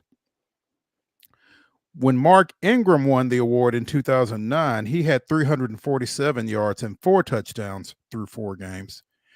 When Reggie Bush won the award in 2005, he had 491 yards and 6 touchdowns in 4 games. So Gene T has nearly doubled Derrick Henry's output when he won it through 4 games. Through 4 games. I mean, against Oregon, they almost beat Oregon earlier this season. And in that game, he had 25 carries for 192 yards and 3 touchdowns. I mean, that is against a number 6 at the time ranked Oregon Duck team. And they almost won the game. And that's what's helping carry him, I think, a little further than just the gaudy stats, is the fact that Boise State is still very much in the mix for that Power 5 bid. And that's why that game coming up later this month versus UNLV is going to be must-see TV. Boise State's got a real crack at this thing. That's their only loss thus far as Oregon. Yeah. Gene T isn't running for the Heisman. He's running to keep his dreadlocks. Apparently, he made a bet with a teammate. If he doesn't rush for 2,000 yards, he's going to get a haircut. Well, and he likes his dreads. I imagine, yeah, you probably not want to give them bad boys up so easily. And at 10.5 yards a pop, you know, it doesn't seem like he's going to. He's made his intentions known in regards to that bet, it seems like, right? It sounds like, absolutely. We hadn't talked, Wade, about Karl Anthony Towns getting traded to the Knicks. But I was looking at some of the chatter around this move, and one of the players involved in this trade, again, there's always a Nashville connection. Dwayne Washington Jr., who played his played his college ball at Ohio State, is the son of former Middle Tennessee State Blue Raider guard Dwayne Washington. So, just for what that's worth, a little insider. This involves some sign and trades with Charlie Brown Jr. and Dwayne Washington Jr. as Cat goes from Minnesota to the Knicks. Apparently the Hornets are also involved in this thing with a pair of picks. Julius Randle, Dante DiVincenzo going to Minnesota. And that was kind of wild to me when I heard about this, because I just thought that Randle was one of the building blocks for what the Knicks had done and what they wanted to try to do going forward. He's been a nice piece of it for sure. But they have targeted Cat, and having him come in is going to be, man, this feels like the Knicks. It's going to be interesting to watch this season, because there is so much momentum for this team coming into this season off the heels of last year. And now they've made a couple shrewd business moves this offseason. It kind of always feels like when that happens with that franchise, things do not go very well. Time will tell. But the other key part of all this is DiVincenzo in that mix. I mean, they broke up. He's one of the key pieces of the Nova Knicks. They got all the Villanova guys on there. Right. And the 76ers fans are just tormented as all their college stars are just balling for their rival. And now one of those key pieces is gone. Randall pairing with Edwards, though, in Minnesota seems intriguing to me. Yeah, it does. It'll be interesting to see if there's enough balls to go around there, I guess, with those two. But how they play off of each other will be something to watch, for sure. Let's go ahead and take a break here on Main Street Sports Today. When we return to the Lee Company studio, it'll be the final segment of the show, and it's Wild and Wacky Wednesday, as we bring you the weirdest, wildest, and wackiest news from across the globe. Stay tuned after the break.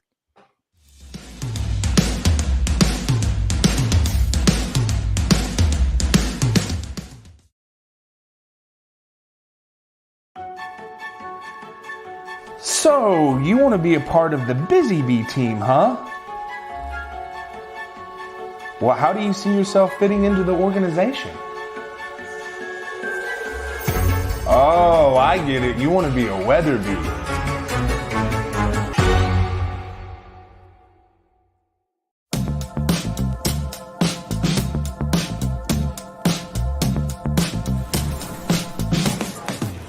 Do you want to be a bad man? Yes, you do. Do you want to taste sweet salvation underneath the summer moon? Do you need another hand now? Yes, you do. Go see Miss Josie down on Columbus Avenue. All right, Columbus Avenue.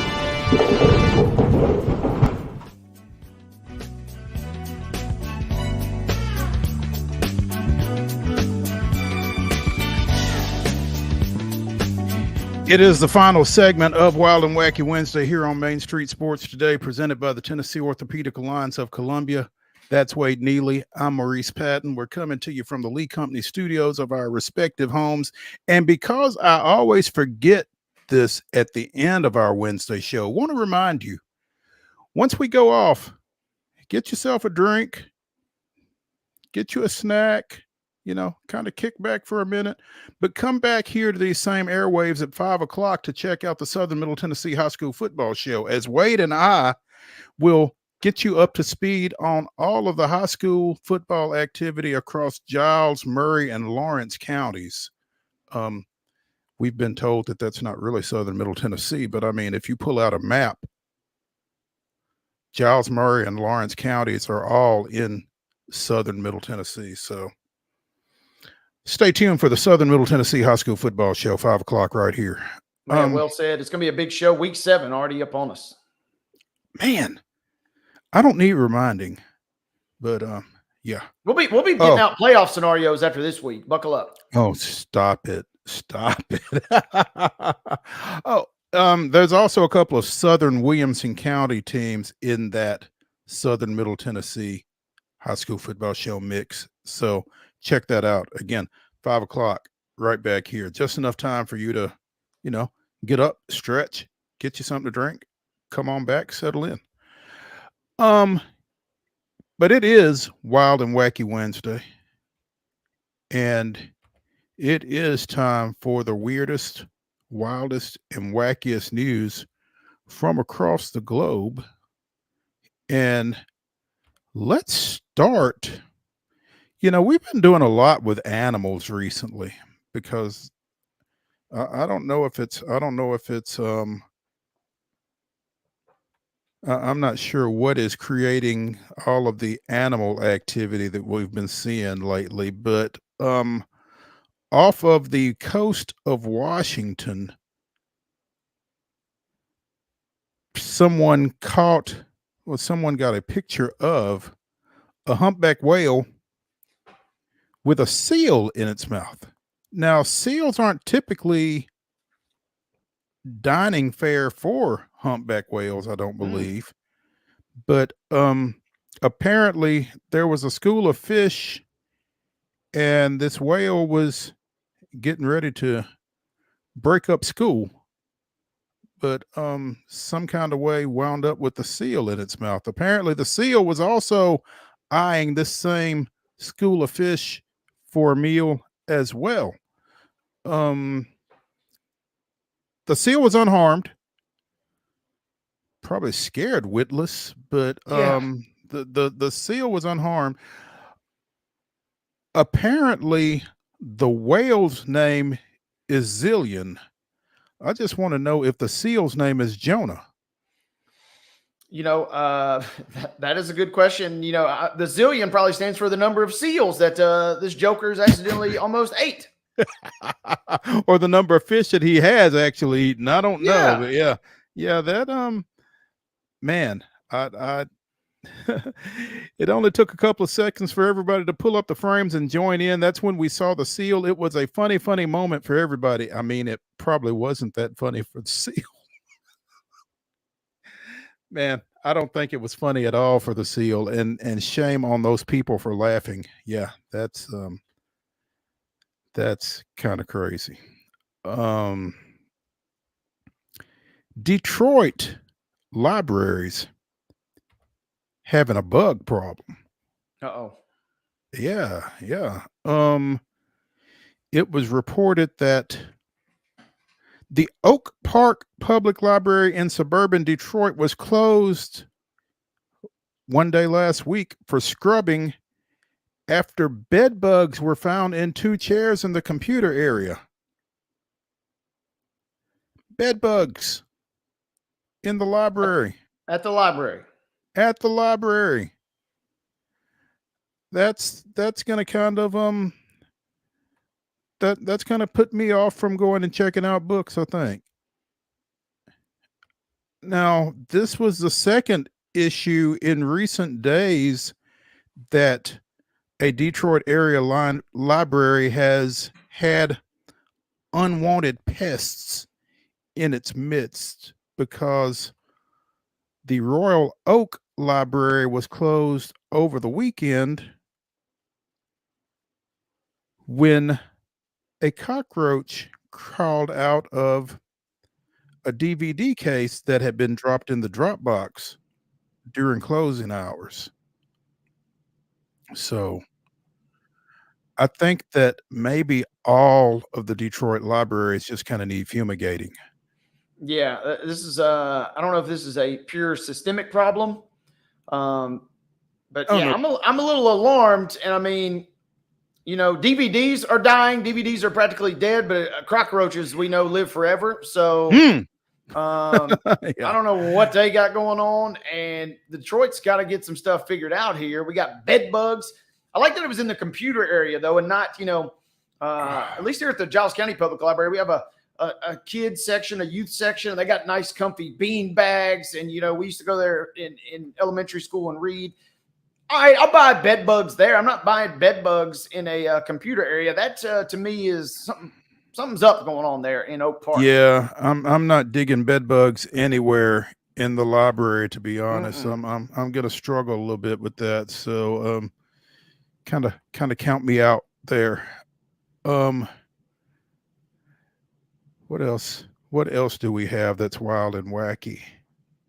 Hey, I will tell you this real quick. I sent a picture. I don't know if he's got it. Yeah, producer Mark's got this pulled up. You know, former U.S. President Jimmy Carter, who just turned 100. Right? Yeah, so hold that thought. Just turned 100. Yeah, he is a Braves guy. Yes, absolutely. Just turned 100, which now means first ever president to do so, to live to 100 years old. And props to Jimmy. But what that means, Mark, hit the graphic here. He is now officially, he's too old to play with Legos. I mean, how messed up is that? They cut you off at 99. You can be as young as 4, but once you get to 100, it's time to put up the Legos. Man, I don't somebody, okay, so tell me this. Who's in charge of taking President Carter's Legos? Yeah, that's what I'm saying. You tell former President Jimmy Carter that he can't play with Legos. My man can build anything he wants to build. You tell him. I'm not telling him. No, no. I saw that getting passed around online. I was like, you gotta be kidding me, man. Come on, let my man have his Legos. I think we should send him some Legos and just mark out the 4 to 99. Almost guaranteed there will be some Lego enthusiasts that will pass that along, because 100 years old, first ever president, the Century Club. Yeah, well, maybe just serving one term helped him with that. I don't know, but you know, congratulations on his 100th birthday. And again, get that man some Legos. And that's come on, 90. By the way, yeah, I almost guarantee you they just ran out of. They were like, well, we're going to have to pay to put the extra number on the box. So let's just cap it at 99. Nobody, They could have just said 4+ and left it at that. I mean, why you got to limit folks? Why you? Yeah, absolutely. What was that? What are they? The centurions? Is that what it's called? The folks that are 100 and above. Why you got to discriminate against the centurions of the world? Age discrimination. Yeah, somebody's going to sue Lego if they're not careful. Careful. Wade, are you familiar with Fat Bear Week? Just enough to be dangerous, and I kind of am doing my own attempt at that often around this time of the year, so I am familiar. Fat Bear Week begins today at Alaska's Katmai National Park and Preserve. We might need to get a friend of the show, Charles Pulliam, to kind of weigh in on this, but apparently they take pictures of various brown bears in the area, throw them up on a website, and allow people to vote on their favorite bear as they are getting ready for hibernation. Now, the contestants were announced yesterday. They would have been announced on Monday, but apparently a bear was killed in a fight on Monday, so they pushed back the introduction. And again, the contest begins today. The nonprofit organization explore.com streams bear cameras from the area and helps organize Fat Bear Week. This year, there is a 12 bear bracket that have been, as this article says, packing on the pounds all summer. It's a bracket sort of like the college football playoff. You've got 8 teams, 8 bears in the opening round, 4 bears receiving buys to the second round. Adult male brown bears typically weigh 600 to 900 pounds in midsummer. By the time they are ready to hibernate after feasting on migrating and spawning salmon, large males can weigh well over 1,000 pounds. Females are about a third smaller. So we've got the bracket here on ap.com because, of course, and they're all identified by numbers. 909 Junior, 519, 903, and 909 are in one first round bracket. 856, 504, 151, and 901 are in the other bracket. 128, 747, 32, and 164 receive buys. I'm not sure what the buys were based on. When fans vote in each round, they shouldn't only consider the bear with the biggest belly, they should also vote on the bear that best exemplifies fatness and success in brown bears.